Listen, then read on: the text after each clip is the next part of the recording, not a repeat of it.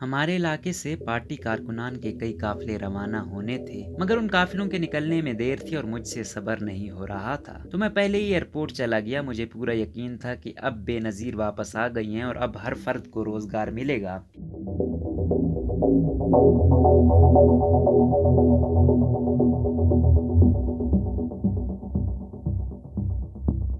इसलिए मैं उनको देखने के लिए बेचैन हो रहा था। कराची की तारीख के बदतरीन वाकयात में से एक सानिया कारसाज को 14 बरस बीत गए हैं, मगर अली मोहम्मद बलोच को 18 अक्टूबर 2007 का दिन ऐसे ही याद है जैसे कल की बात हो। पाकिस्तान की साबिक वजीर आजम बेनजीर भुट्टो 8 साल की तवील खुद साख्ता जलावतनी की जिंदगी गुजारने के बाद जब 18 अक्टूबर 2007 को दोपहर 1:45 पर कराची पहुंची, तो उनके इस्तकबाल के लिए मुल्क भर से आने वाले लोगों का इतना बड़ा जुलूस था कि उन्हें कराची एयरपोर्ट से कारसाज तक पहुंचने में 10 से ज्यादा घंटे लगे। जब उनका जुलूस शाहराह फैसल पर कारसाज पुल के करीब पहुंचा तो यके बाद दीगरे 2 धमाके हुए, जिनमें 180 से ज्यादा लोग मारे गए जबकि 500 से ज्यादा जख्मी हुए। लाशों और जख्मियों को कराची के मुख्तलिफ अस्पतालों में मुंतकिल किया गया। अली मोहम्मद बलोच भी जख्मियों में शामिल थे। वो बताते हैं कि उस दिन बेनजीर भुट्टो के इस्तकबाल के लिए वो नया गोली मार के करीब वाक़े हाजी मुरीद गोट से सुबह एयरपोर्ट पहुंचे थे, क्योंकि उनसे सब्र नहीं हो रहा था। उन्होंने इंडिपेंडेंट उर्दू के सहाफ़ी अमर को बताया कि पार्टी कारकुनान के रश के बायस बेनजीर को एयरपोर्ट से बाहर निकलने में कई घंटे लग गए। जब उनका काफिला शाहराह फैसल पर रवाना हुआ तो दीगर पार्टी कारकुनान की तरह अली मोहम्मद बलोच भी काफिले में पैदल चलने लगे। वो बताते हैं इस कदर रश था कि काफिला इंतहाई सुस्त रफ्तारी से आगे बढ़ रहा था। गर्मी और पैदल चलने के बायस जियालों की हालत खराब थी, मगर इसके बावजूद वो जज्बाती अंदाज में नारे लगा रहे थे।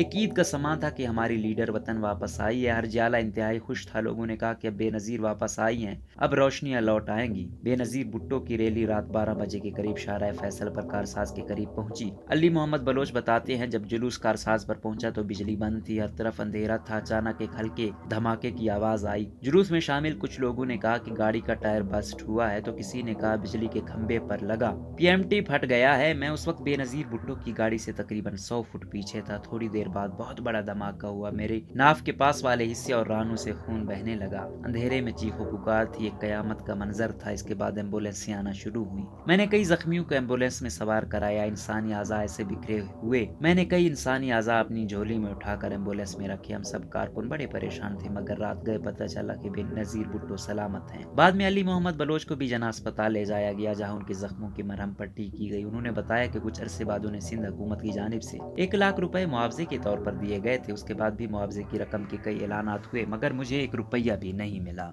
अली मोहम्मद बलोच ने अपने पास महफूज एक पुरानी फाइल से 20 अक्टूबर 2007 को उर्दू अखबार रोजनामा एक्सप्रेस के मैगजीन सेक्शन में छपने वाली एक खबर दिखाई, जिसमें कई तस्वीर में वो पीपल्स पार्टी के झंडे वाली कमीज पहने हुए एक जख्मी नौजवान को उठाए हुए खड़े हैं। 50 साल अली मोहम्मद बलोच मज़ार कायद के नज़दीक सेक्रेटरीट चौरंगी पर वाक़ पाकिस्तान पीपल्स पार्टी के मरकजी दफ्तर पीपल्स सेक्रेटरीट का इंतज़ाम संभालते हैं।